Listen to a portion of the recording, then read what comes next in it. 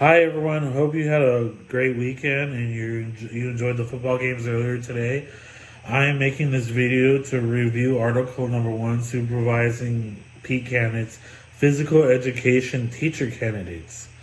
So, from the main issue with this article is you're reading about a supervisor getting a student from the university or a teacher candidate and having that person supervise the teacher candidate. And I believe why it's important is because it helps develop young teachers into the teachers that we want them to be eventually. So one of the cool things about this article was the situation supervision model, which was really unique because it kind of started as it goes as a bell curve where it starts down here and you're directing the student at first, then you coach them up, and then you support them, and then you delegate what they've learned and go through what they've learned and what they can improve on.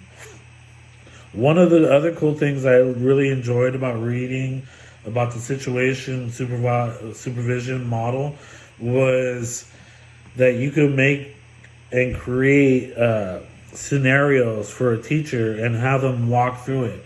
And when you have them walk through it, it kind of reminds me of kind of coaching like a 2-minute drill or like a out of bounds last second shot play.